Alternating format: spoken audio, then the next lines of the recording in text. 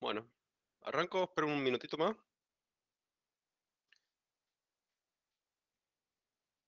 Somos suficiente, ahí está. Por tercera vez lo digo y saco el Ah, micrófono. Bueno, entonces ya creo que con esta clase cerramos toda la primera unidad con el Juan. Él va a cerrar ya con unos comentarios al final. Em, yo les voy a mostrar un poco cómo, o sea, todo lo que vimos hasta ahora, sobre todo la parte de objetos, que bueno, capaz se complicó bastante la última clase con la parte de metaprogramación, pero hay formas fáciles de trabajar con todas esas herramientas y un poco es eso, mostrarle ahora cómo, o sea, la forma simple de trabajar realmente con clases sin que uno tenga que estar escribiendo todo e inventando la rueda mil veces. Sobre todo porque también hay muchas cosas que, eh, o sea, hay muchos problemas que surgen siempre sin importar en qué entorno estás trabajando, sin importar la disciplina, y hay muchos patrones que se vuelven a repetir. Entonces, hay muchas cosas que ya están hechas y está bueno aprovecharlas. Y me parece que una de esas tantas cosas que siempre se repiten y que son muy poderosas para usar, es el concepto de las clases abstractas, el cual surge a partir de las metaclases. ¿Bien? Y simplemente una clase abstracta es, bueno, acá quizás hay una definición no tan formal, pero es un concepto, o sea, es un diseño de una clase, un esquema, que ustedes no van a poder instanciar, ¿sí? O sea, es una clase, voy a ser redundante con la palabra abstracta, pero es, es la definición bastante acertada, que es abstracto y permanece abstracta hasta que ustedes finalmente la concretan. ¿Bien? Para eso utilizamos esta librería de la ABC, que viene en la librería estándar de Python. Creo que tengo, perdón, voy a limpiar todas las salidas.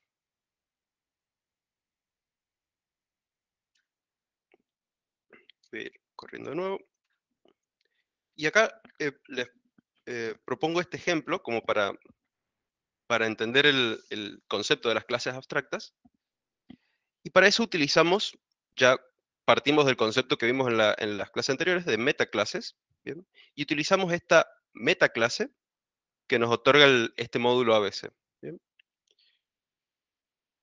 Esta metaclase nos va a otorgar ciertas propiedades a esta clase que vamos a estar creando y la va a convertir en una clase abstracta, en la cual ustedes van a tener que eh, diseñar algunos métodos, ¿bien? Que van a ser obligatorios. ¿Bien? O sea, ustedes necesitan algunos métodos que son obligatorios, pero necesitan una forma de hardcodear eso de decir, este método es obligatorio y necesito que vos lo escribas.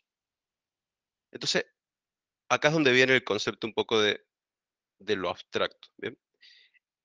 Supongamos por ahora primero esta clase empleado, que recibe nada más para inicializarse un primer nombre y un apellido. ¿Bien?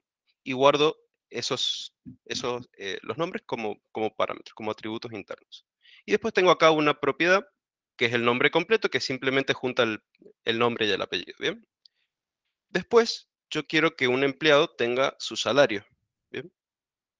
Entonces yo voy a diseñar este método getSalary, ¿bien? Que lo que va a hacer es retornarme el salario del empleado que yo estoy creando. ¿Qué pasa? Yo no solamente en mi empresa, supongamos, no voy a tener empleados cualquiera, sino que los empleados van a tener distintas características. En particular, acá para el ejemplo, yo les voy a proponer crear empleados tiempo completo y empleados que trabajan por hora. ¿Bien? Son esos dos tipos de empleados, o sea, los que trabajan tiempo completo y los que trabajan por hora, van a tener un salario diferente, diferenciado. ¿Bien? Pero sí van a ser los dos de tipo empleado. Entonces acá ya vemos que vamos a necesitar crear otras clases que hereden de esta clase de empleado. ¿Bien? en los cuales yo voy a tener que definirles particularmente un cálculo diferente para el salario, ¿bien? Y acá es donde uno incorpora el tema de los métodos abstractos. Este método abstracto, o sea, este decorador que nos da esta librería ABC, ABC significa Abstract Base Classes, Abstract Base Classes, en donde uno tiene todas las herramientas para crear este tipo de clases abstractas, ¿bien? Y en particular tenemos este decorador Abstract Method, que me dice que este método que estoy decorando es abstracto, en donde yo acá no lo voy a definir, ¿bien? O sea, no voy a darle comportamiento a este método, ¿bien? Simplemente le incorporo una sentencia vacía. ¿Para qué sirve este método abstracto? Este método abstracto me va a servir para cuando yo finalmente genero una clase concreta, ¿bien? Como esta que es full time empleado de tiempo completo. Fíjense que se inicializa con los mismos parámetros, primer nombre, apellido y el salario, ¿bien? Yo simplemente delego todo el comportamiento, todo el estado que dependa de estos dos primeros nombres, lo delego a la clase super, a empleado, que haga lo que tenga que hacer. O sea, no era muy complicado, pero se delega ese comportamiento a la clase madre y guardo el salario, ¿bien? Y acá es donde yo escribo un comportamiento concreto para mi método getSalary. En particular, este me va a retornar el salario con el que lo instanciamos, ¿bien? Entonces esto yo lo puedo, fíjense que yo la puedo ejecutar y acá vamos a una escape, a una celda. Esto me pasa porque tengo. Bueno, vamos acá. Este empleado método completo, ¿me escuchan todos? No sé si me están siguiendo, si Sí, Sí, sí. consultas. Genial. Antes de pasar al siguiente ejemplo, o no al siguiente ejemplo, sino voy a cerrar, les muestro la segunda clase que transforma en una clase concreta la clase abstracta de empleado, ¿bien? Que es otro tipo de empleado diferente, el cual trabaja por hora, ¿bien? Se inicializa de la misma forma, primer nombre, apellido, pero además le necesita distintos parámetros, como por ejemplo, cuántas horas trabajó y eh, cuánto cobra por hora, ¿bien? Entonces uno guarda esos atributos, cuántas horas trabajó y cuánto cobra por hora, y después el salario se calcula simplemente haciendo el producto, ¿bien? Fíjense cómo yo acá defino el mismo método que yo especifiqué que iba a ser abstracto, ¿bien? Este método, voy a correr esto, y voy a correr esto, y ahora vamos a, ahí está, a crear algunos de ejemplo. ¿Qué pasa, por ejemplo, con la clase employee, creo que es, con la clase empleado? Esta clase, recordemos que es la clase abstracta, recibe estos dos nombres, ¿bien? Eh, digamos, Tito y Pérez, ¿bien? Y esto me va a tirar un error, porque me dice que no puedo instanciar una clase abstracta con un método abstracto getSalary, ¿bien? Lo que me está diciendo es que esta clase es abstracta, en donde yo tengo un método abstracto que no está definido, ¿sí?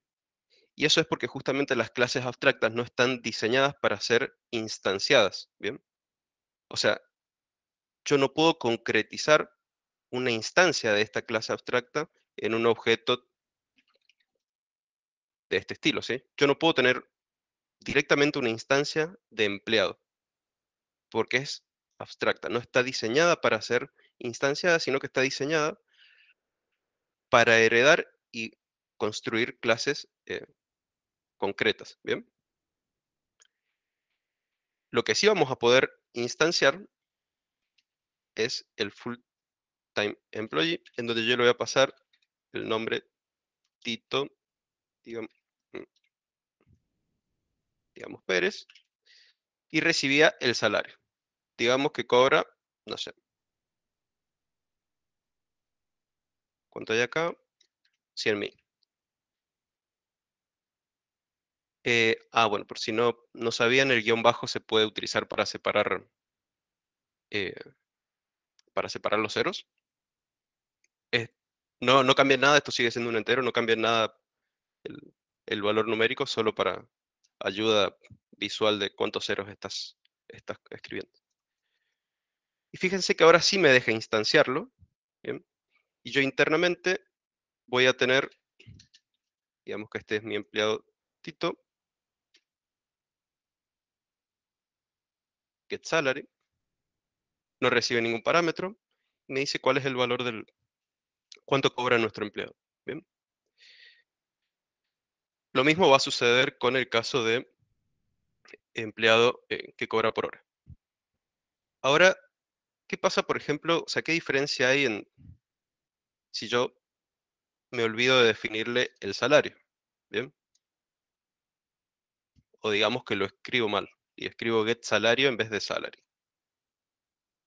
Eh, Cuando yo lo ejecuto, se construye lo más bien la clase, pero al momento de instanciarlo, me va a saltar un error y me dice, no puedo instanciar la clase abstracta, eh, o sea, no puedo sí, instanciar la clase abstracta con este método getSalary que es abstracto y vos no lo has definido. O sea, está identificando que no hemos definido este método getSalary, ¿bien? Entonces acá donde está la ventaja de las clases abstractas, en donde uno puede construir un esquema de clases de qué métodos va a tener, y después en cada implementación más adelante, cuando uno hereda y construye, Con las propiedades se puede hacer lo mismo. eh, creo que sí. A ver, vamos a ponerle acá. Tenés un abstract property. Sí, creo que estaba Está desplegado. deprecado, no estoy seguro. Creo que ahora tenés que usar algo así. Deprecado es cuando algo se mantiene en biblioteca por cuestiones de compatibilidad, pero ya no se recomienda usar. De hecho, cuando uno publica algo que está muy estable en mucho tiempo, tiene que hacer lo que se llama una política de deprecación, porque no se borran las cosas porque sí. Eché moco acá. Bueno.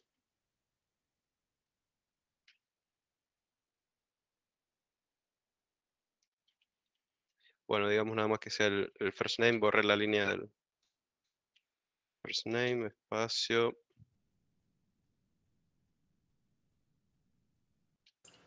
Pero es tu responsabilidad marcarlo como propiedad después, ¿eh? Si no, no se va. O sea, simplemente. Acá, Sí. O sea, esas anotaciones que uno pone son simplemente anotaciones. O sea, es cuando falla te va a decir, che, pon una propiedad que se llame así. De hecho, si borras todo ese método y pones full name igual a Tito, va a andar igual. O sea, no hace falta que sea un método particularmente. O sea, la clase abstracta tiene una implementación muy simple para ayudarte a construir mejor las cosas, nada más. Pero no es que te soluciona toda la vida.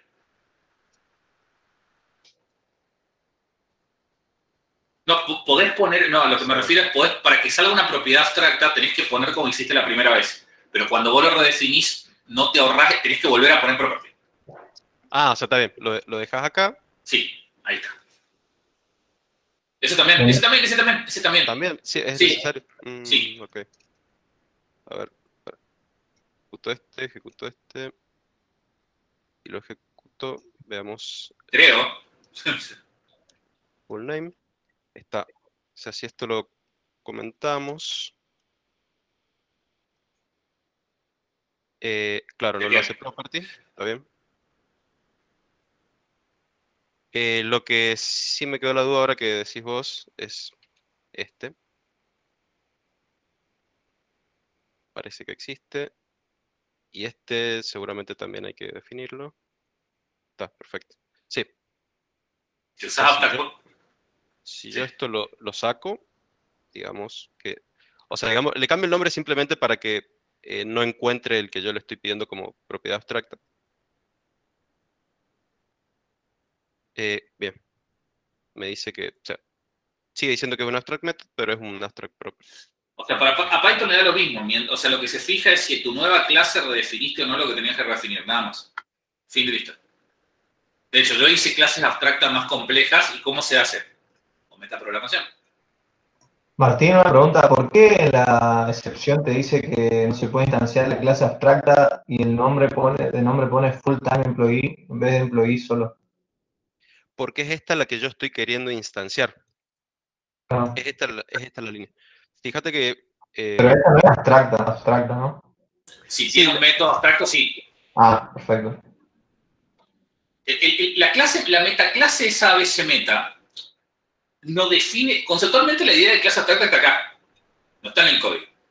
Lo único que hace el ABC meta es darle un sentido a esa decoración para facilitarte la vida, nada más. Simplemente eso, o sea, lo que te dice es, che, si vos no redefinís esto y vos heredás de mi clase, no va a andar. Claro. Probablemente este getSalary, si haces una, bueno, probablemente no, o sea, si vos haces una estructura más compleja en donde, por ejemplo, tenés un método que te calcula el, no sé, el balance de fin de año y necesitas que esté definido sí o sí este método, entonces ahí es donde entra la importancia de hacerlo obligatorio, digamos. O sea, más adelante uno puede definir como herencia para todos los empleados un método que sea, no sé, balance o factura, lo que sea,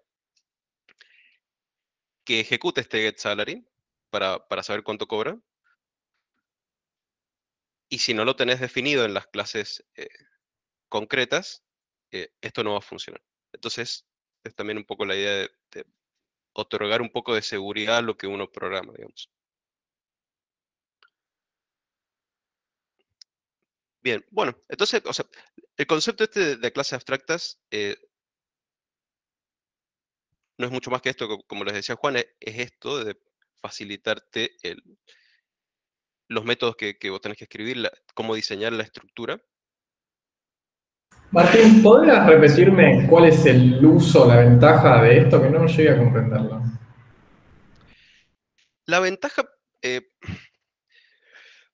Mostrar el tema del diccionario. Ahí está el uso. Si te implementaste el Abstract Exhibit Mapping, ¿lo tenés por ahí el ejemplo? ay, no. Bueno, abrite una consola. Cualquiera. Déjame, comparto yo, lo hago más rápido. Dale. No hace falta que dejes compartir. Pero imagínate que vos querés implementar algo tipo diccionario, y a este tipo diccionario le voy a llamar Bunch. Denme un segundo. Le voy a llamar Bunch porque sí, ya le explico por qué Bunch se llama al final. Vamos a ver el Apple Word Bunch. Lo hizo. No tenía listo para dar clases, pero se pongo acá al lado. Sí, menos browser. ¿Cómo se llama esta cosa? Firefox. Hay un tema, es que es un sesgo que tienen por cómo ustedes están acostumbrados a trabajar, que es fundamentalmente la pregunta que les va a llevar muchas cosas. Se hace esa pregunta porque todavía tengo para dar la clase que sigue, así que el tema que sigue, y se hacen porque no están pensando en este problema en particular. Ustedes programan solo, la gente no programa solo. Eso es algo fundamental. O sea, si vos estás en una empresa, a vos te van a dar que digas, che, implementa... ¿Quién había preguntado? Perdón. Yo, Agustín. Bueno, che, Agustín, implementate el nuevo tipo de cliente becario y heredada esta clase y ya está. Vos le decís, ajá, ¿qué tiene que tener adentro? Bueno, o sea, ¿qué tiene que tener en particular? Esa es una pregunta razonable y eso pasa muchísimo, porque vos empezás a agregar nuevo tipo de cosas. Imagínate que estás, no sé, en el Mercado Libre y tenés nuevos tipos de productos. O sea, ¿qué es un producto? Un producto tiene esto, tiene aquello, tiene lo otro. Bueno, ¿cómo le decís vos a nivel programático? Tengo el termo que me jode acá. Y a nivel programático, necesito esto, necesito lo otro. Voy a cambiar un poquito, voy a pivotear la idea. File, New, Select. Voy a pivotear un poquitito la idea y voy a decir que yo quiero crear un nuevo objeto tipo bunch. Bunch. Este bunch yo quiero que soporte tipo diccionario, o sea, que le puedas asignar cualquier cosa. Pero además de poder hacerle, accederle a los datos de esta forma, o sea, pones el bunch, tengo un 0 al teclado, listo. Su llave, también quiero poder hacer esta forma. Porque me pinta, por una cuestión de diseño, no importa cuál es el motivo. Entonces, una alternativa es decir, bueno, quiero un diccionario, herede diccionario, y lo único que tengo que definir acá es el self, y recibe el nombre del atributo. ¿Qué hace con ese nombre de atributo? Retorna, estoy adentro de un diccionario, o sea, self es un...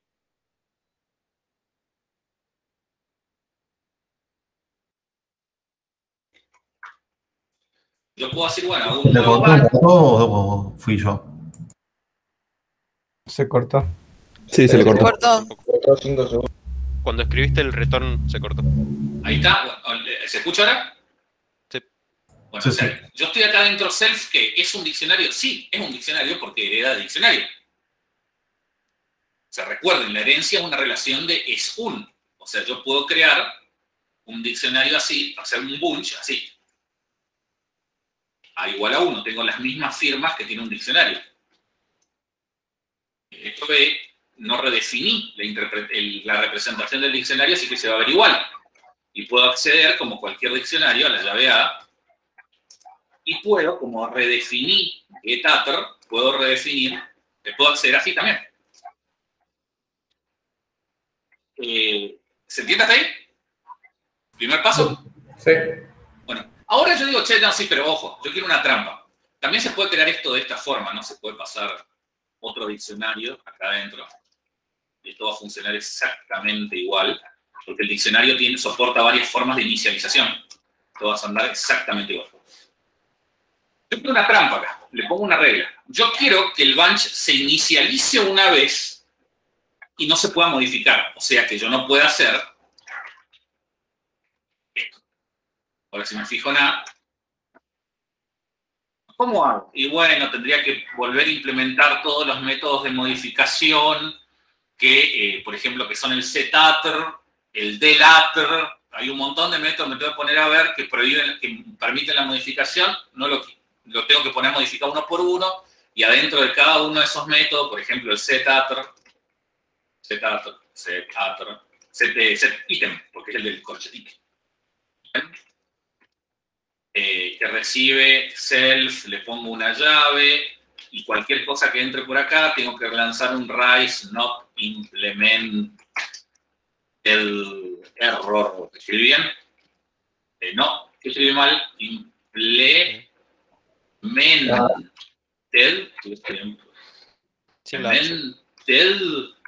¿Está bien? No te ¿Escribí bien? Sí, creo que sí. Not. No, dale, ahí está. Not implemented error. Sí, escribí bien. Bueno, entonces, si alguien trata de hacer un setItem después de crear un bunch, falla. Ah, y el del, ahora si pongo del A, ¿funciona todavía? Sí, funciona. O sea, hay que buscar varias vueltas hasta que eso no anda.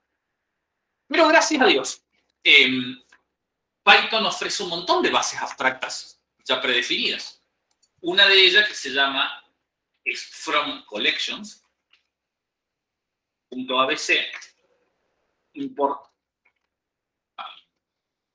Creo de esta mapping, nada más. Y lo que me va a decir es, si yo trato de implementar este bunch, me va a decir, mira, si yo trato de inicializar, me va a decir, ¿escribí bien? Bueno, primero que no toma ningún argumento, bueno, entonces hay que hacer que tome un argumento, primer paso. Self, que tome un diccionario original y lo guardamos al diccionario original acá en esta variable privada. No puedo instanciar la clase abstracta bunch con los métodos abstractos getItem, iter y len. Entonces digo, bueno, listo, puedo empezar implementando esto. ¿Qué es el getItem? Es, digamos, ¿qué hago cuando alguien me pasa las instancias de esta clase? El corchetito. sin una llave, y lo que hago es return. ¿Qué hago con esa llave? La saco del diccionario interno. Listo, ahora ¿qué sigue? El iter. El iter se puede sacar, el iter es para cuando le hacen el for, que lo empieza a iterar al diccionario, sirve para eso. O puedes sacar el iterador de cualquier, no recibe nada por parámetro, ¿por qué? Porque me lo sé de memoria. Del diccionario interno, y retornar simplemente iter self.d. ¿Por qué sé hacer esto? Porque lo sé de memoria. Fin de la historia. Y me falta la longitud. Def len self. ¿Y qué tiene que retornar? La longitud de self.d. Hago esto, acá. Y funciona todo igual que antes. Si hago B, no tiene representación. Puedo acceder a A. Y puedo hacer un for k in bunch, int k, y funciona. Puedo hacer una longitud de B, y funciona. Ah, bueno, entonces además le quiero agregar una funcionalidad más. Quiero agregarle lo que habíamos dicho originalmente, el getAttr, self, ahí falta el atributo, y transformo ese pedido de atributo con un return self.d sub A. Lo mismo de antes. Y ahora puedo hacer también el punto A. Me encanta. Y si hago esto, name no funciona. La implementación de esta clase mapping solo te obliga a definir las cosas de lectura, no las de escritura. Si trato de hacer algo de este estilo, funciona. Yo con una clase abstracta que elegí a conciencia, limité mi funcionalidad exactamente a lo que quería hacer. Muy equivalente a, che, Agustín, implementa el empleado con exactamente esta lógica. Si yo pusiera la clase mutable mapping, y le doy acá en mutable mapping, ya les digo que no se va a poder instanciar. Porque me va a decir, si yo trato de instanciar, me va a decir, vos querés implementar una clase mutable, también tenés que implementar el del ítem. Es aquí. Ese es el uso de una clase abstracta. Perfecto, entendido. ¿Dejo de compartir?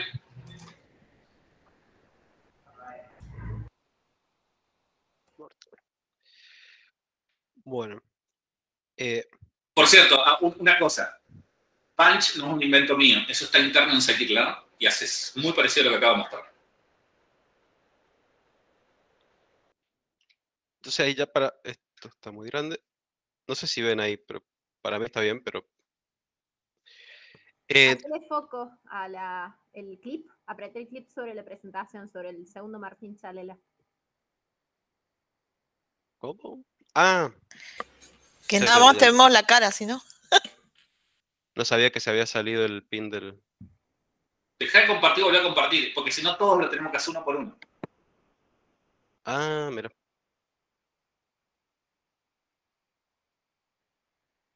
Ahí está. Ah, mira, tiene reanudar presentación. Qué loco. Bien.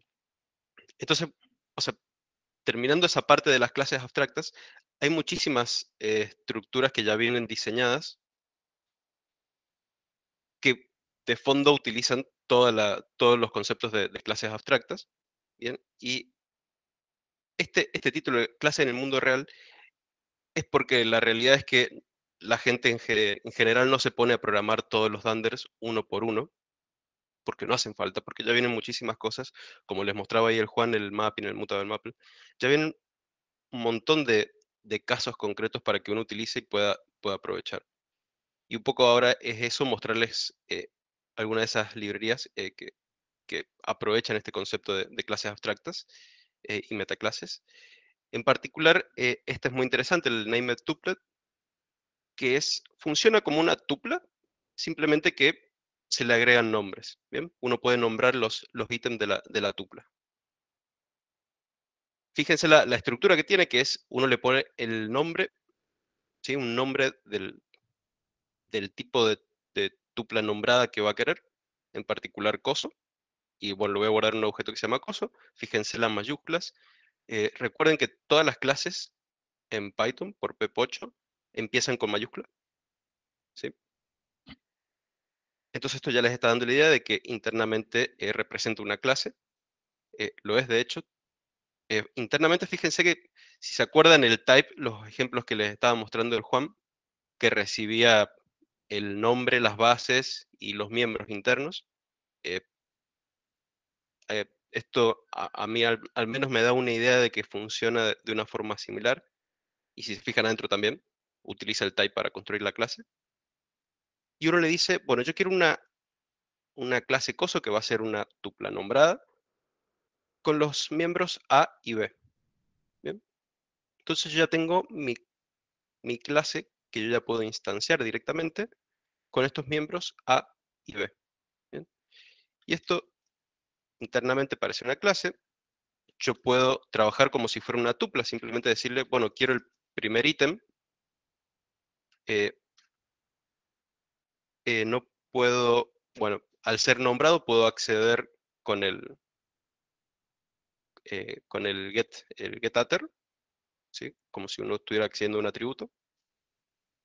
Y por ejemplo, si yo quisiera incorporarle más miembros, me dice que no se puede porque no recibe estos argumentos. Es como que esto me está definiendo de alguna forma el init de la clase, ¿sí? Solamente recibe esos dos nombres. Este tipo de cosas es muy interesante. Bueno, ya hay un caso, un ejemplo más adelante, de dónde se puede utilizar este tipo de estructuras, como por ejemplo para describir coordenadas, por ejemplo, X, Y, si quisieran, y después directamente simplemente pueden acceder con las coordenadas .x, .y. Es bastante útil para ese tipo de estructuras acotadas y bastante simples. Claro, o sea, siempre y cuando el punto clave es que tiene que ser ultra rústico lo que van a representar, algo muy chiquitito. Por ejemplo, SciPy devuelve muchas named tuples en funciones que tienen que retornar datos complejos, onda iteraciones, simulaciones, que te dice tardé tantas generaciones, tardé tanta iteración, el valor mejor fue este, el peor fue este otro, todo ese tipo de cosas, porque las tuplas son muy chiquititas, muy eficientes, pero no sirven para nada para hacer cálculo muy complejo. También está esta otra librería que viene en la librería estándar de Python, que ofrece varios decoradores. En particular por ejemplo, para las clases, yo le voy a decir a mi clase que va a ser de tipo data class. Esto lo que me está obligando a hacer este data class es definir los parámetros de una forma mucho más simple. O sea, te elimina lo que se llama el boilerplate, ese código extra que uno tiene que escribir para concretar una funcionalidad. Fíjense que yo acá escribo esto y me estoy ahorrando el init de la función. No hace falta que lo defina. Me obliga también a definir los parámetros que tiene la clase con este marcado de tipo de Python. ¿Bien? Con los dos puntos y qué tipo espero que tengan estos parámetros. Entonces fíjense de esta forma que quizás es muchísimo más fácil de leer. Yo la puedo instanciar. Fíjense, yo le digo a name Tito, unit price 43. Bueno, y acá quedó por defecto 0. Y fíjense además la representación que me muestra del objeto, ¿sí? Yo en ningún momento le escribí el dunder wrapper de cómo quería que se vea esto tan limpio, tan fácil de leer. Esto es porque el data class lo inyecta en la clase. Bueno, acá otro ejemplo de qué pasa si yo al nombre que yo le dije que iba a ser string, le paso otro tipo, un número por ejemplo, me va a dejar de todas formas hacerlo porque así funciona el marcado de tipo de Python, o sea, no son, ¿cómo decirlo? No son restrictivos, uno puede pasar otro tipo, ¿sí? Y va a correr igual, pero de todas formas funciona mucho. Creo que Juan me mostraste vos una vez algunos códigos que te crean la documentación automática, por ejemplo, y te detectan si definiste este marcado de tipo, te genera una documentación donde ya te explica, te especifica todos los tipos y te agrega una documentación estándar sin que vos la tengas que escribir. PyCharm tiene como eso integrado en su IDE. PyCharm está tremendamente pensado para grandes equipos, entonces los tipos son una forma de pasar información rápida, porque los tipos son un tipo de test. O sea, lo que hace cuando vos definís el tipo de una variable, no estoy hablando a nivel hardware. A nivel hardware significa tamaño, memoria y la interpretación que le das. A nivel programación significa, che, lo que me está pasando es válido. Eso significa un tipo. A mí me parece ridículo tratar de incorporar tipo a un lenguaje como Python. Para eso usaría C y me gano todas las ventajas de C. O sea, no soy Guido Van Rossum. Bueno, y finalmente les muestro esta última librería, que es tremendamente útil. La verdad que a mí me encanta. Creo que la tengo instalada. Sí, joya.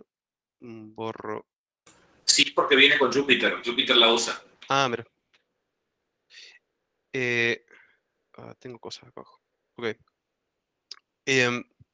Este attrs, de más corto para atributos, fíjense que bueno, borré la celda para que se vea lo de abajo y no les mostré cómo se instalaba. La vamos a dejar. Con la Z deshacen esas cosas, chicos. Pip install attrs con S, pero después cuando se importa sin la S. No le importen, digamos, si hacen pip install attr, van a importar otra cosa. Sí. Esta otra librería sin S también existe, hace otras cosas. Pero esta es la que les voy a mostrar ahora, pero sí se importa con attr sin S. Voy a salir de acá para ver mejor. Esta librería también les ofrece varios decoradores. Por ejemplo, para decorar una clase, simplemente es attr.s. Porque sí, para completar el attrs, supongo. Y de forma similar a la anterior, a data classes, les permite definir la instanciación de todo el bloque de init de una forma mucho más acortada, y además les agrega muchísima funcionalidad extra para trabajar sobre los atributos que van a instanciar. Por ejemplo, este number, o sea, esta clase va a tener dos atributos, numbers y list of numbers, y se definen de esta forma. attr.if de attrib. Le pueden decir internamente cuál es el valor por defecto que va a tener si el usuario no lo ingresa. Después este list of numbers lo pueden marcar con este tipo para indicar que va a ser una lista. E internamente le dicen que va a ser una lista con este factory. ¿Bien?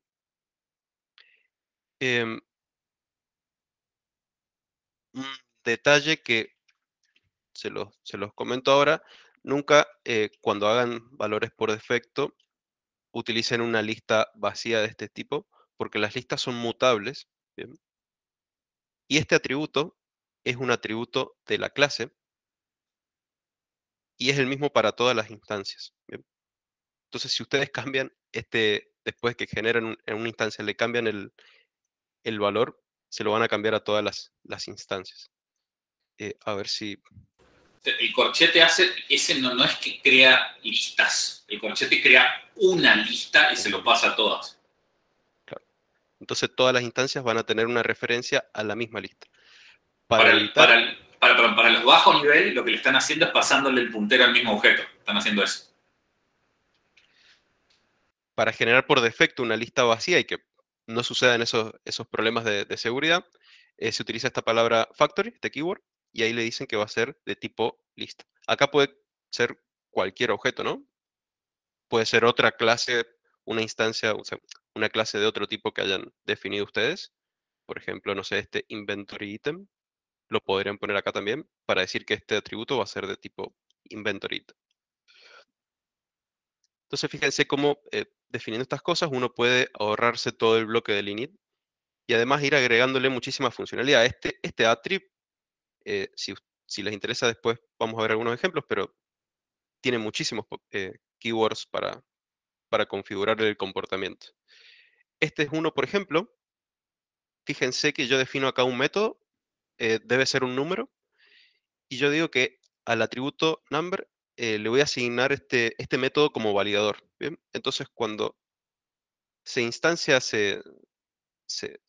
la clase, cuando guarde el valor que el usuario manda de un número, digamos 42, pero el número que le ingresen, va a ejecutar este método para validar el valor que el usuario ingresó, ¿sí?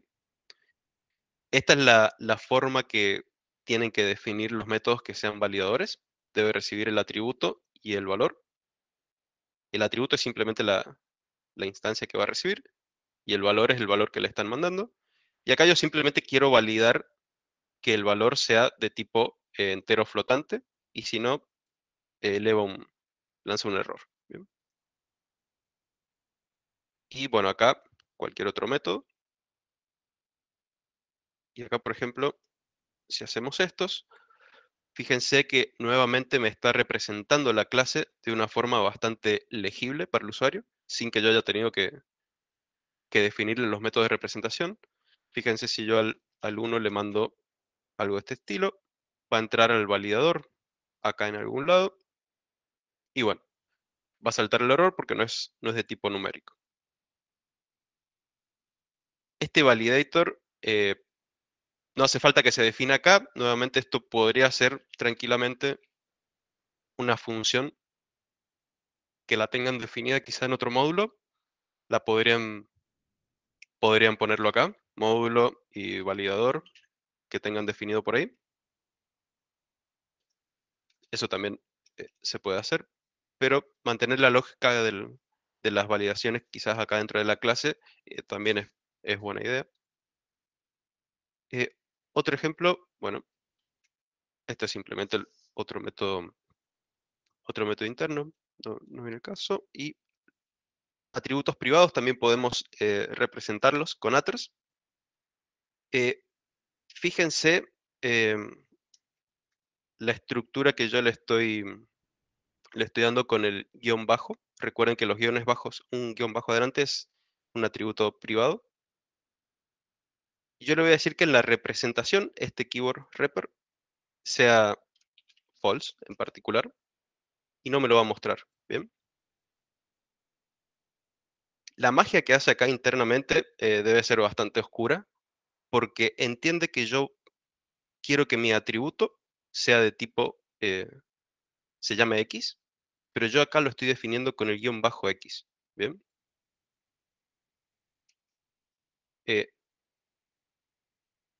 Repr es privado. Sí, ok. Bien. Pensé que esto funcionaba. Nunca podré ver qué pasa si pones con doble guión bajo.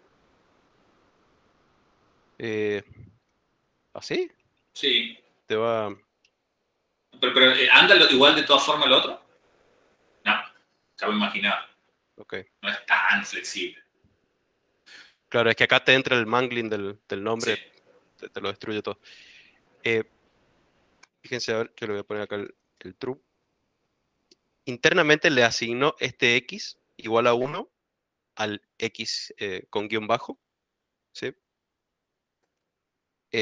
Solo se da cuenta de que esto es un atributo privado, pero yo lo instancio con ese nombre. Supongo que también lo puedo instanciar con esto. No. Mira, no te deja. Es bastante oscuro esto. Este repr false es bastante interesante porque te permite quitarlo de la representación de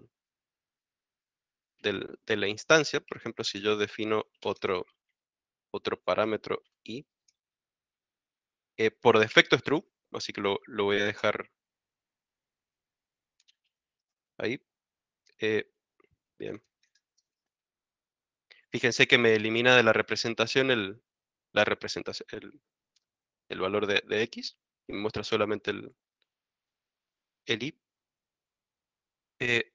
Otro tipo de keyword que uno podría utilizar son, por ejemplo, el init, que yo no quiero que el usuario pueda ingresar este valor por keyword, por parámetro. Entonces uno le pone init false, es decir, sacámelo, o sea, este parámetro no es parte de la inicialización, pero yo aún así quiero que tenga un valor igual a 42. ¿Bien?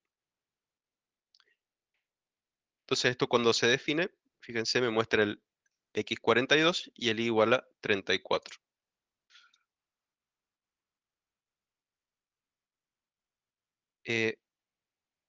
Tenemos también este argumento keyword only, que me sirve para decirle que este parámetro solamente se puede instanciar utilizándolo como parámetro nombrado, ¿sí? Fíjense que el primero, bueno, yo no le estoy pasando ningún valor. ¿Qué pasa si le paso el 1? Fíjense dónde me salta el error, cuando lo quiero instanciar sin el nombre, y me dice que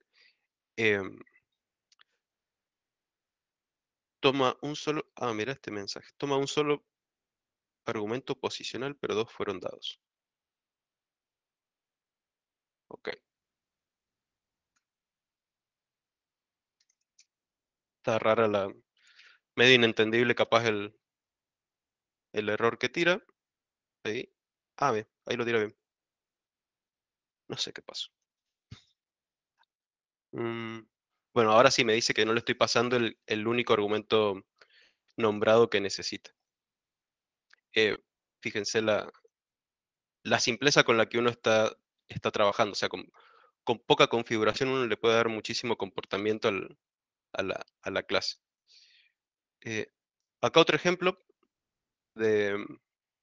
con atters. Todos estos son ejemplos con atters para mostrarles la ventaja de ahorrarse muchísimo código para escribir comportamiento tan fino que ustedes lo tienen gratis simplemente por decorar su clase con estas poquitas letras. Les dan muchísimo comportamiento bastante limpio para trabajar. Por ejemplo, tenemos esta clase de coordenadas, xy. Tenemos esta utilidad en la cual uno puede meterle una instancia de un objeto y el elastic le regresa a todos los miembros en forma de diccionario. Bastante simple, pero se suele usar bastante también. Sobre todo para cuando se quiera volver a instanciar un objeto a partir de un diccionario, uno lo puede hacer. O sea, simplemente toma todos los miembros de este objeto. Si quisiera modificar uno, actualiza el valor de i, por ejemplo, y crea una nueva instancia coordinates con los valores actualizados. Una pregunta que no hace al tema, pero ¿ponerle object ahí es lo mismo que no ponerle nada? ¿O es Sí, necesario? esto probablemente, sí. Ok, pues. Esto quedó de algún ejemplo anterior. Excepto que uses Python 2. Ahí Porque era si obligatorio. usas Python 2 y no pones nada, estás heredando de type. Entonces tenés que ponerle object sí o sí. Van a encontrar documentación los que tengan que renegar con Python 2 que hablan del new style classes y all style classes. All style classes heredar directamente de type, new style classes heredar directamente de object. El Panto 3 sería de object, directo. Bien. Fíjense este make class, que es exactamente, o sea, tiene la estructura de la creación de una clase como lo tendría type, donde uno le pasa el nombre, bueno, y distintos parámetros. Acá le pasa los miembros que uno espera que tenga.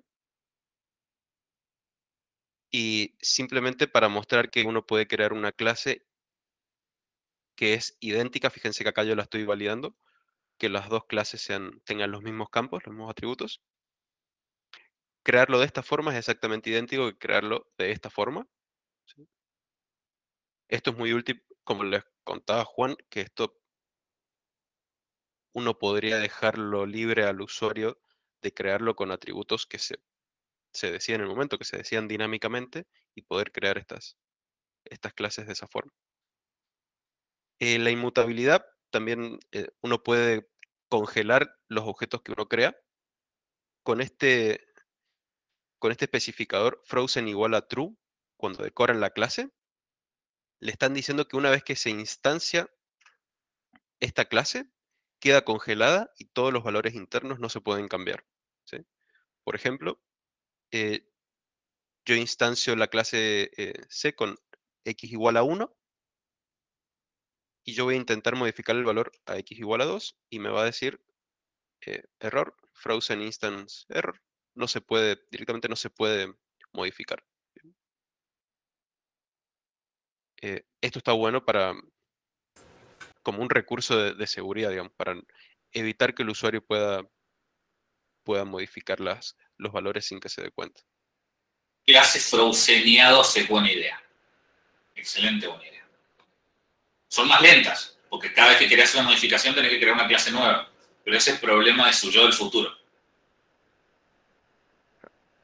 Y bueno, esto finalmente, ¿se acuerdan que en alguno de los atributos yo ponía default igual a, no sé, algún número 42? El valor por defecto también se puede definir a partir de un decorador y asignándole un método. La ventaja de esto es que pueden definir valores por defectos para algún atributo a partir de los valores que ya se ingresaron, ¿sí? Fíjense que en este punto recién, una vez que esto ya está instanciado, recién acá existe el self, se construye el self, y ya pueden acceder a self.x. Si no, en este punto ustedes no podrían definir un default con un self porque todavía no se terminó de construir la instancia, entonces no pueden acceder como un self.x. Esta es la forma de solventar eso, o sea, esperar a que se termine de construir el objeto para definir el valor por defecto de algunos atributos, ¿sí? Este en particular yo le digo init false, es decir, que no es un parámetro que va a pasar el usuario. Fíjense que hay un ejemplo. Yo no le estoy poniendo coordinates igual a tanto, simplemente le digo, a partir de esto, instanciate y después el atributo coordinates, asignalo con lo que sea que retorne este método, que es un objeto coordinates. Fíjense que es el que definimos por acá arriba. Lo ejecuto de nuevo por las dudas, que simplemente tiene XA, y le digo que va a tener esto. Entonces, esto me sirve, por ejemplo, vamos a ponerle C. No sé, si yo quiero simplemente manejarme con la coordenada X, lo puedo hacer. Si yo quiero mandar a otro método todas las coordenadas, no tengo que mandar por separado el X y por separado el Y. Puedo simplemente pasarle el objeto coordenadas que ya está encapsulado todas las coordenadas. Bueno, Brad, quiero mostrar un pequeño detalle que por ahí no se piensa. Agarrar la línea donde definís la coordenada, el objeto ahí, y subirlo antes de I. Cortalo y pegalo antes de I. Creo que no va a andar. No debería. No, porque... No. Porque I se define y se inicializa posterior a coordinates. Y coordinates pide I. Tratar de instanciar eso, falla. Claro. O sea, recuerden de ponerlo en orden. Ese pequeño detalle. Igual uno lo pone en orden porque es el proceso mental, de todas formas. ¿Sí? Bien. Bueno. En definitiva, eso era para mostrarles cómo uno puede trabajar con este tipo de librerías que le agregan muchísimo comportamiento, muchísimo código gratis, porque imagínense que ustedes tengan que realmente escribir y lograr la misma representación, esta misma representación de objeto también con código. Tienen que ir definiendo el wrapper. O sea, tienen que definir muchísimas cosas que este Attr simplemente te lo inyecta. Y la verdad está agregando muchas más cosas, las que no se están viendo, como para comparación de tipos, una cosa que se llama hashing, que todavía no viene el caso, está agregando trillones de cosas que no se están viendo nada más. Bueno, eso es todo por mí. Juan, te dejo. Sí, bueno, esto va a ir rápido. Toda tu pantalla. Toda mi pantalla. Share.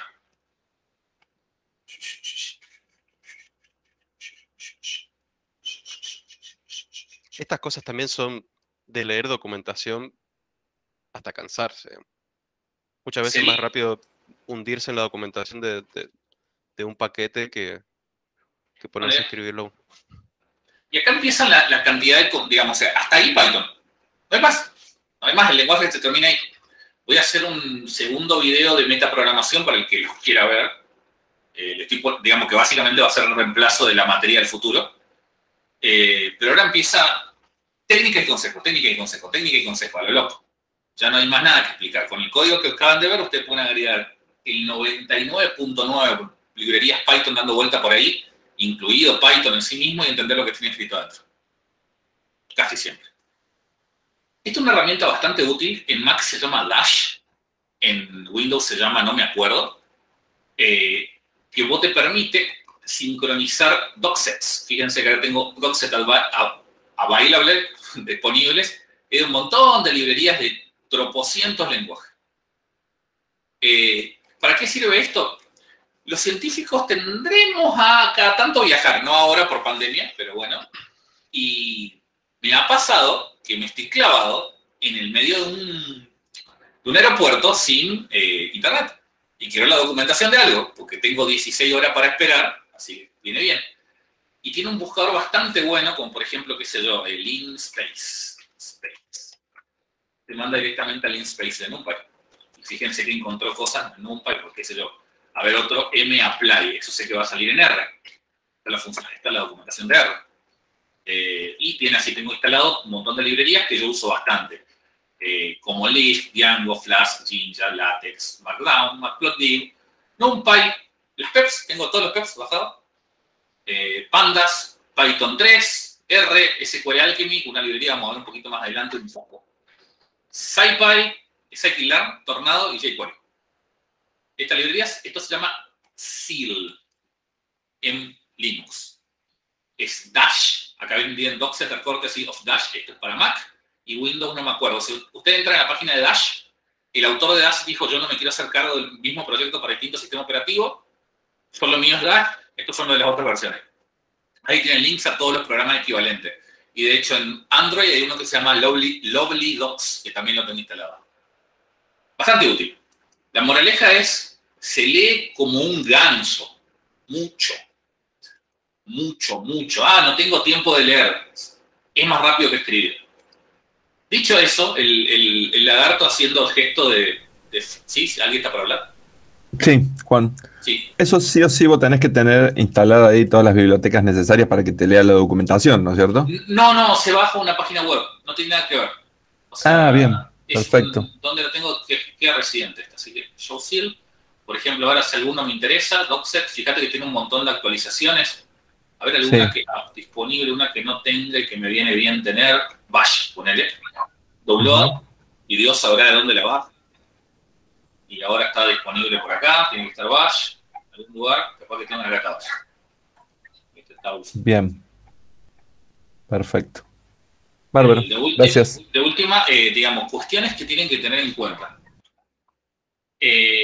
Dios sabrá por qué los científicos tienen muy mala costumbre de no preguntar en foros públicos. Se pregunta en foros públicos. Ustedes no tienen la capacidad suficiente, nadie la tiene, para recordar semejante volumen de información que es un solo lenguaje de programación y todo su ecosistema. No hay forma. No se puede. No se pregunta mucho y se pregunta rápido. Ustedes no pueden estar 2 horas... Por Dios, los perros, 2 horas dando vuelta con una duda que a veces es una línea y que se hace así. Tienen que reducir ese tiempo. Con lo que vio en Trinchi salió, terminó la unidad 1. Esto lo tengo que abrir en Launch Classic Notebook porque si no me puedo. Y de preguntas que me han hecho gente y demás, dije, voy a hacer un pequeño resumen de por qué vimos todo lo que vimos. Y con eso cerramos, y de hecho es más rápido que dar la clase, así que son y 33, calculo que por media hora lo cerramos con mucho, depende de la cantidad de preguntas. ¿Qué vimos hasta acá dividido en parte? Por un lado vimos toda la parte del comienzo, la introducción a ingeniería de software y gestión de proyectos, y intro alto, bajo y nivel. La idea de esto es presentar la problemática de hacer un sistema complejo, un proyecto complejo, de un punto de vista un poco más administrativo, humano, de gestión, darles esa cuestión, esta fantasía absoluta que tenemos de que esto es matemática y nada más. Eso no lo es, no es cierto. Qué sé yo, por ejemplo, hay un gran problema en computación que es la complejidad temporal, que es cuánto tiempo tarda en acceder a algo. Y, por ejemplo, la gente que usa listas, un teórico te va a decir que el tiempo de ¿cómo se llama?, de acceso a una lista es o a la n, creo que era o a la n, pero en realidad es mentira, porque en el medio, esto los que hicimos la materia con Nico lo saben, que en el medio hay cachés que se van haciendo que se acelere el cómputo. Entonces no es o a la n la búsqueda real, eso es una teoría, nada más, la vida real no funciona así, eso es lindo en el número. Va por ahí más las cuestiones de gestión, los problemas normalmente no son técnicos, el problema fundamental número uno es el retraso que es no prestar la atención a las cosas al tiempo adecuado, y cuando uno se da cuenta, cancelás 3 veces la reunión de dirección con tu alumno o con tu director, depende de qué lado está, y perdiste 4 veces, perdiste un mes. Es una pavada, pero pasa así. Un montón de decisiones técnicas se basan en satisfacer humanos, no en satisfacer máquinas. Nosotros tenemos que quitarnos la costumbre de programar para la computadora y empezar a programar para nosotros. El tiempo que vale el nuestro, a mí me calienta muy poco que una computadora esté corriendo las 24 horas al día, pero yo no tengo ganas de estar programando las 24 horas al día. Mentira, me gusta. Siempre el objetivo es hacer este juego de reducir costo y maximizar calidad. Todo el tiempo. Yo necesito gastar menos tiempo y maximizar calidad. Carlitos Correa, ¿está por ahí? ¿Está Carlitos? ¿Lo va a volar? ¿Está Carlos? Estoy acá. ¿Cuánto habías tardado en entender ese código que nunca lograste entender? 2 meses. Al final tuve que hacer uno propio. Sueldo de postdoc, ¿no? 80, por ahí. 80, no, bueno. 80 por 2. Eso es lo que se gastó en tratar de entender eso. Si un código es mala calidad, y sobre todo si te vas a bajo nivel, tiene que ser mejor la calidad. Porque es más difícil de entender. Eso es plata. Al final del día es plata. Saltando a la siguiente parte, vimos un repaso de Python y un repaso de cómputo científico. Fue por arriba. Es nuestra herramienta. En esta materia, la herramienta elegida es la que está de moda. Lamentablemente, un montón de cosas se mueven en la vida porque están de moda. Más adelante, la clase que viene, vamos a ver en todas las herramientas fáciles de gestión de calidad. Que una de ellas es Black, que sirve para formatear código. Si quieren, fíjensela, úsenla, si tienen ganas. Vamos a ver un poco más de detalle en la clase que viene. No mucho más detalle, porque no hay mucho que aprender. Black viene de una chiste que tiraba Henry Ford, que es el papá de la producción en serie. Si él es el papá, el abuelo es Babbage, el creador de las computadoras. Fue uno de los primeros que habló de la producción en serie. Él decía que vos podés elegir cualquier color del auto, siempre y cuando sea negro. O sea, porque él veía al auto como una herramienta de ingeniería. Vos te subías arriba, tiene 4 ruedas, te lleva a un lugar, te bajás ahí, haces tus cosas, te volvés a subir al auto, te llevas a tu casa y se terminó. ¿Qué es eso anda quedando lindo con el auto? ¿Para qué quiere que sea el auto lindo? Eso es un mundo ideal. Pero la realidad es que la gente compra porque es lindo. Porque tiene yo he visto gente que ha comprado un auto porque es el mismo auto que otro, un poquito más caro, pero tiene una linita roja al costado. Y bueno, las cosas son así. Nos toca.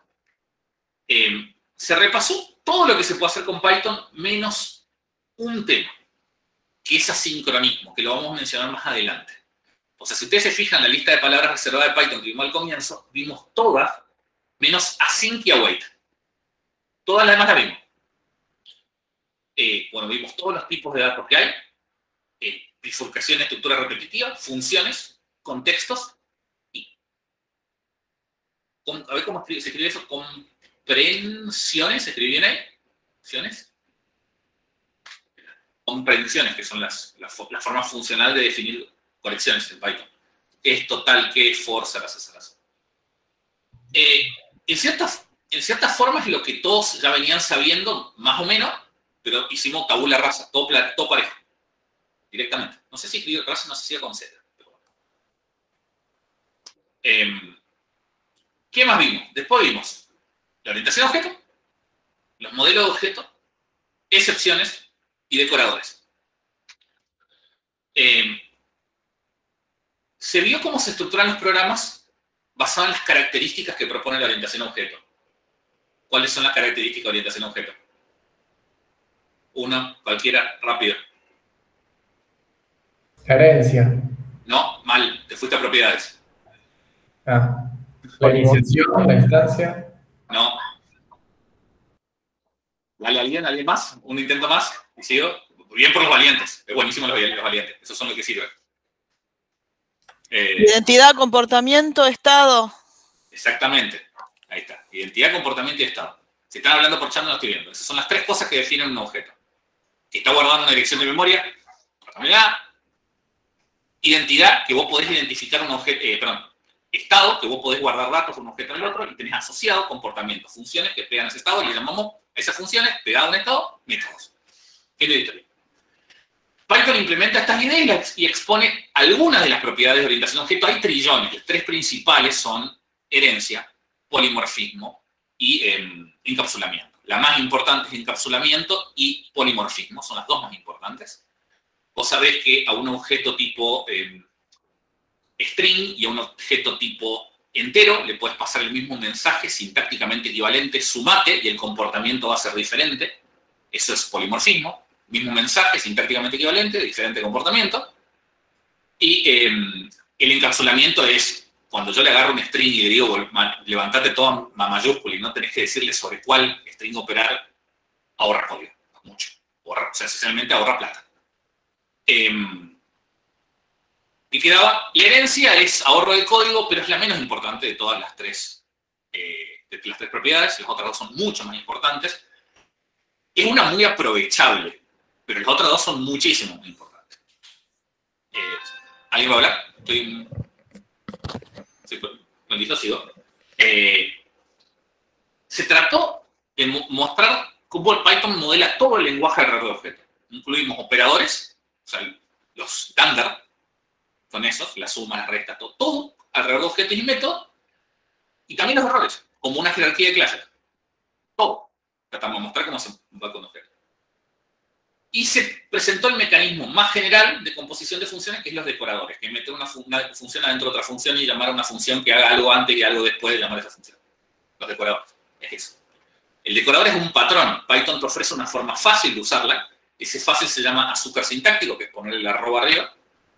Pero la decoración es simplemente poner una función adentro de otra y llamarla con un nombre nuevo. Eso es todo. Metaprogramación, clase en el mundo real y clases abstractas. Hay veces que no te queda otra que pedirle al lenguaje que programe por vos. Las named tuples, por ejemplo, si ustedes entran a modelos que implementa SciPy, van a ver que diferentes modelos te retornan named tuples diferentes. O sea, las crea en ese momento a la estructura con la cual te va a retornar. Esa creación automática es metaprogramación por definición. Es una pavada, es una línea. Pero hay veces que no te queda otra. O sea, che, creame esta clasecita que yo la estoy a punto de llenar dados los datos que tengo. O creamos una clase basada en este diccionario para que alguien le pueda poner puntito y que sea más fácil de acceder. Y no quiero un diccionario, quiero algo más inflexible como una tuple. Y vimos algunos de los usos principales en la metaprogramación para facilitar o limitar el código parte del desarrollador. Esos son las clases abstractas y estas tres librerías que mostró el Tinchi, que son named tuple, la menos importante, data class, está ahí, a nadie le calienta mucho data class porque en todo el planeta están usando attrs, que es muchísimo más útil. Data class no tiene validadores. Attrs sí tiene validadores. Bueno, entonces. ¿Cuál se está usando más? Perdón, no escuché bien. La última. Te mostró Tinchi. Normalmente se usa attrs y si necesitas un objeto muy chiquito y pedorrito, le hacemos algo con named tuples y ya está. Pero data class se usa muy, muy poco. Pero ¿por qué se inventó esa clase? Para achicar código en la librería estándar de Python. O sea, hay gente que usa data class cuando hace Python. O sea, en la librería estándar está interna. Y para, digamos, Python no puede importar una librería de tercero. ¿Por qué? Necesitas Python para instalar una librería de tercero. O sea, la víbora comiéndose la cola, el Ouroboros, no se puede. Entonces, ¿qué esperamos acá? Tienen todo. La herramienta es completa, el resto queda en su imaginación, en su habilidad y en las horas que le dedican adelante a la computadora. No hay otro. Eso se espera una buena librería de cómputo científico. Eso lo escribí yo en algún momento, anoche, porque lo pensé y creí que quede lindo. Y las preguntas razonables Estas preguntas las charlamos con Nadia el otro día. A mí me sirve muchísimo discutir con ella porque ella es una persona que nunca programó de esta forma en particular. Una pregunta razonable es, che, ¿mi problema tiene estructuras que tienen propiedades de objetos? O sea, ¿estoy refiriéndome a algo que tiene un estado, un comportamiento? ¿Sí o no? ¿Estas estructuras son parte de alguna funcionalidad? ¿Son un parámetro? ¿Vienen de una simulación? ¿De dónde cuerno viene esta estructura que estoy armando? Mi interfaz, no estoy hablando internamente, medio que no me calienta, pero es orientado a objetos híbridos. Me comunico a través de mi librería cómo funciona y me devuelve objetos. Hago objetos y esos objetos vienen de una herencia de clases. ¿Cómo voy a verlos de afuera? Lo que sí les recomiendo es que en general presenten una forma o la otra, muy diferenciadas. O sea, presentamos objetos, presentamos funciones. Mezclar los dos tiene sentido en algunos casos. Por ejemplo, hoy estamos hablando de los chicos de StratoPy, que era la lectura de archivo, tiene sentido que sea una función y todo el resto de la operación un objeto. Es una estructura híbrida totalmente válida. Es lo que hace Pandas. Es lo que hace NumPy. Vos tenés el NumPy load, te lee un archivo, te crea el objeto array y empieza a trabajar. Una vez que tenés decidida más o menos tu estructura, es qué errores, objetos, contextos, zaraza vas a presentar al usuario. O sea, bien, fíjense que Athos tomó la decisión de presentarte un tipo de error bastante particular, que es el Frozen Instance Error, que estaría muy bueno. A ver si tengo que abierto el otro. A ver, control. F11. Home. Si yo me voy a este otro, que estaba jugando por acá. Si me voy a import Athos. Athos tiene que tener. Siempre está instalado Athos. Punto. Vamos a ver que tiene clases. Vamos al Frozen. Acá. No, tiene, vamos a ver, exceptions. Punto. Un montón de excepciones. Y autodefinen él. Es importante poner Frozen Instance Error. ¿Qué definiría? Sí, MR. Babote, ahí está. Es un attribute error. Eso es MR. Y tiene su jerarquía, que por algo sabrán que tiene esa jerarquía, no es asunto de ¿no? Van a presentar contextos. O sea, por ahí si algunas librerías, por ejemplo, hay una muy buena que se llama PyMCMC3, o PyMC3, no me acuerdo, una de esas, que sirve para programación estadística, que es algo que estuvo muy de moda hace 2 años atrás. Y de hecho me acuerdo de una conferencia de cosmología completa, que toda la conferencia fue sobre programación estadística, programación probabilística era. Después apareció, nadie más lo usó, jamás. Y está muy buena y dice lo que dice es definir todo tu problema dentro de un contexto, de un WIT. Los objetos que pueden estar dentro de contextos son objetos que implementan 2 métodos, enter y exit. Entonces fija el que le interesa. ¿Voy a implementar la jerarquía de clase que represente alguna jerarquía de problemas? Ellos van a trabajar diferentes fórmulas de modelos de esas cosas que hace la gente de Chaos. Es una jerarquía razonable, una pregunta razonable. ¿Es lo correcto hacer? Por lo menos para prototipar vale la pena. Y a grandes rasgos, discutiendo con un montón de gente, me tomé el trabajo de hacer, ¿cómo se llama cuando haces esto? La clasificación en diferentes partes de diferentes tipos de cosas. Diferentes formas, arquetipos, le puse yo, pero tiene un nombre. Taxonomía. Gracias. Taxonomía del proyecto científico que estamos representando. Me tomé el trabajo de inventarlos ayer a la noche, así que lo hago público. No creo que estén todos bien. Pero vale la pena para discutir un rato y divertirnos un poco cómo vienen las cosas para pensar el problema de otro punto de vista. La primera versión, fíjense, el último no tiene nombre. Y es un caso muy particular el último. El primero es el bug of coordinate. El bug of coordinate es una idea que extiende un vector. O sea, NumPy sería como el prototipo de todo. Yo quiero representar mis datos de una manera muy multidimensional y muchos datos. En general presentan un objeto muy complejo, lleno de coordenadas, que uno las quiere rotar, recortar, girar, mirar, explotar, tirar, odiarlas, lo que uno quiere. Y hay varios proyectos así. Yo puse los dos que estamos haciendo en el curso. Uno es Galaxy Shop, que es del año pasado. Los chicos de Space Weather es del otro. Ellos tienen un problema muy particular, que es decir, quiero representar una nube magnética. Ah, y dos, necesito saber dónde está la nube y qué energía tiene. Perfecto. Cae en esta condición. Capaz que Bag of Coordinate no es muy buen nombre, sino Bag of Points, o Bag of algo, capaz un mejor nombre. Sugieran, digamos, después nombres para esto. Pero hay un montón de proyectos que son así, montonazo. Después el otro tipo de proyecto es el Model Fit. En general es la copia o algo que se acerca, aunque no quieras, de que vos tenés un modelo, le asignás un montón de parámetros libres, y por último surgen más valores que son productos de algún ajuste, función, zaraza que sucede adentro. En general te ofrecen una familia de modelos, no uno, los proyectos que hacen este tipo de cosas. No siempre, o sea, no siempre. Galaxy Shop, además de ser un Bag of Coordinate, ofrece una familia de modelos de lo que ellos se encargan, que es de composición dinámica de galaxias. Ellos quieren, vos le tirás una galaxia, que es el Bag of Coordinate, y son métodos de clustering, para que se den una idea, más o menos. No, más o menos nada, son de clustering. Piedra lo que hace es un modelo en el cual vos le tirás los datos y lo que te retorna es algo tipo un data frame. La gente de Chaos, la gente que está haciendo la parte de Neuro. Y Arby es un proyecto que no lo mencionamos mucho, como un proyecto que tenemos la particularidad de no entenderlo muy bien. Para los que lo conozcan, está hecho por Aarón Villanueva, alumno de Chicho Tigre. Lo está haciendo él, lo hizo él, lo mandó a revisión él. Y es para hacer una cosa que se llama modelos reducidos. Que yo no lo entiendo. ¿Vos lo entendés bien? No, es un ladrillo. Mucha matemática, mucha física. Un ladrillazo el proyecto. Al parecer es muy útil, pero no lo entendemos. La gente que lo ve y lo entiende dice, wow, esto era lo que necesitaba. Nosotros decimos, mirá.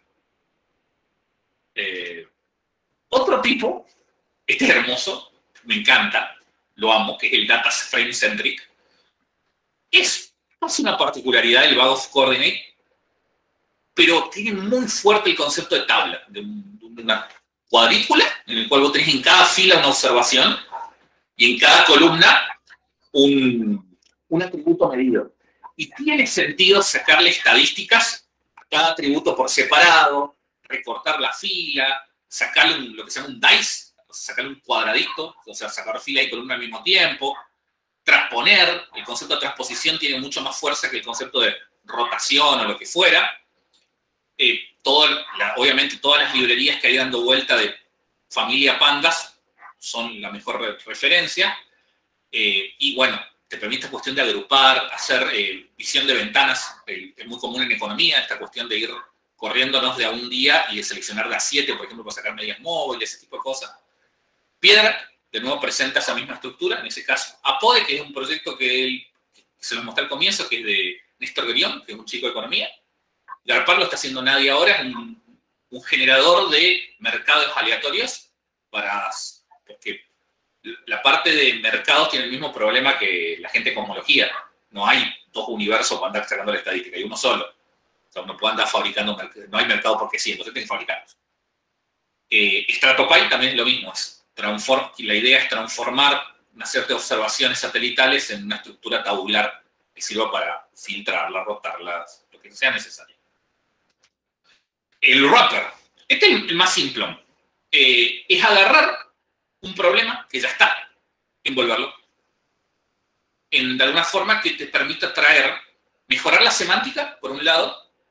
Esto acá no lo puse, pero hay un proyecto que estamos trabajando con Trinchi Señora, que es Anirdas, que es un proyecto que, claro, lo que quiere hacer es, ellos tienen una estructura de datos que ya viene definida en un paquete que se llama Spec 1D, un espectro 1D, pero ellos lo están especificando para que sea un espectro de infrarrojo, de banda tal, que permita hacer cosas solo en ese caso. Y lo que está haciendo es simplemente envolver ese objeto y operar sobre esa envoltura. Te permite mejorar la semántica o, en casos diferentes, traer un problema que está en otro lenguaje. Caso del problema que están encarando el polaco, Carlos y demás, que es... ¿cómo se llama? Ellos tienen un código C y quieren traerlo a Python para poder usarlo de manera más interactiva, más rápida. Pero el código quieren que siga siendo C. Es totalmente razonable. Suelen ser los más simples a nivel diseño. O sea, no quiere decir que el código sea simple, sino que son recontra simple el código en sí mismo.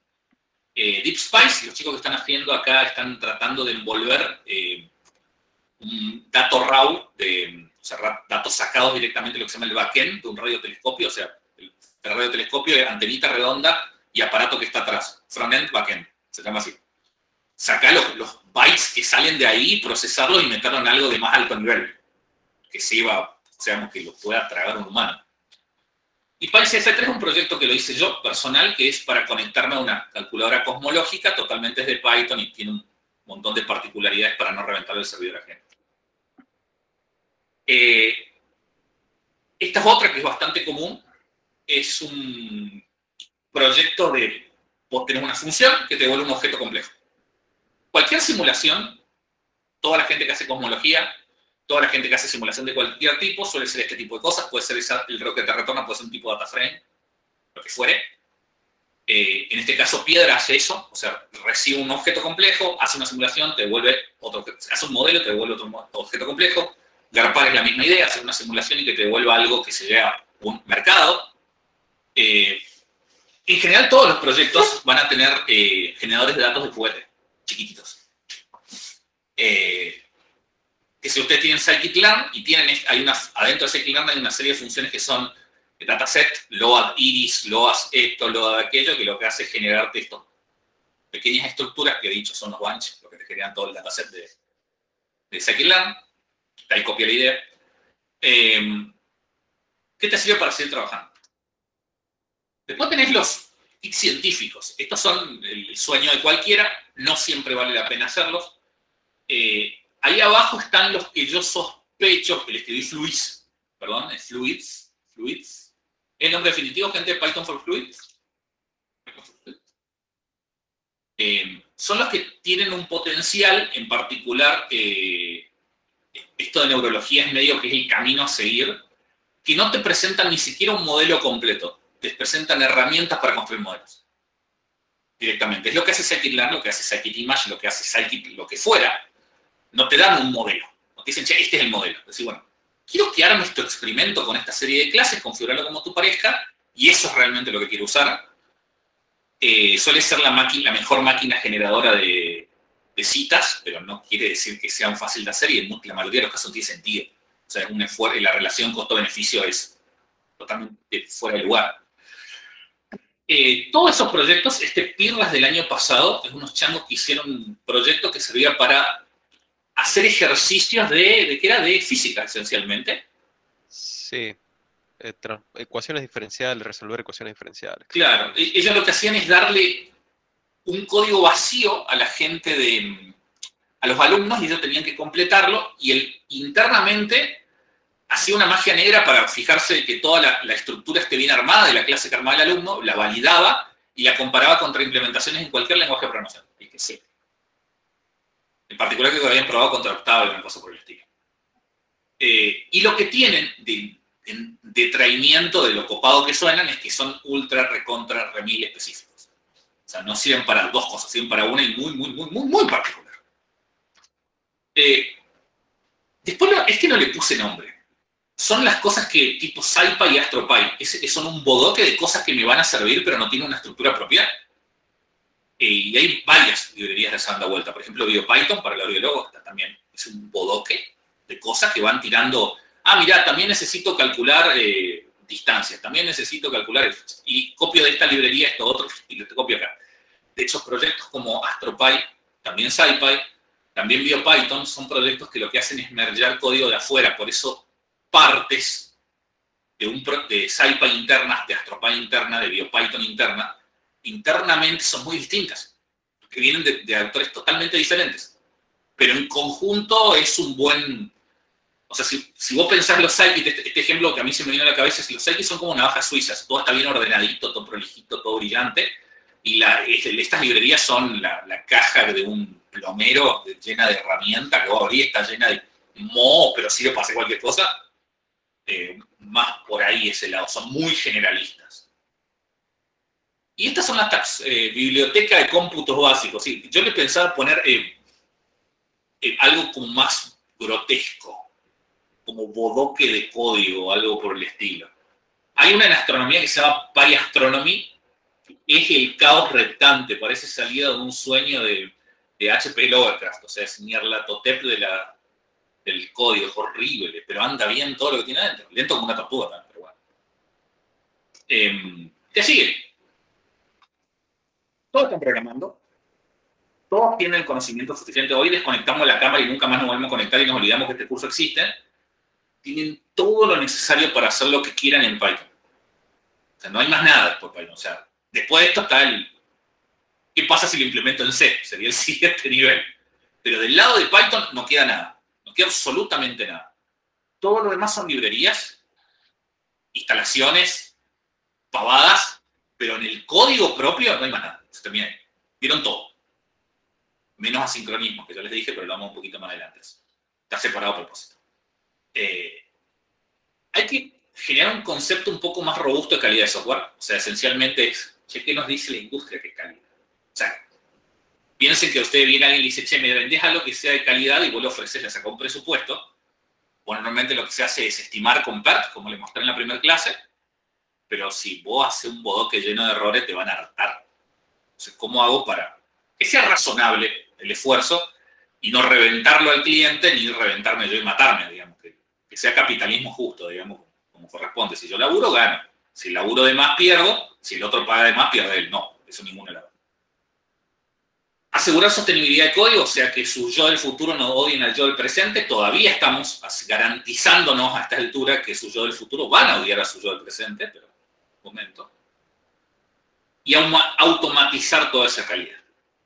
La clase que viene arrancamos con más teoría sobre calidad. O sea, son todos los biribiri sacados de... Voy a mejorarlo. De hecho, esta clase la acabo de preparar ayer, la inventé ayer.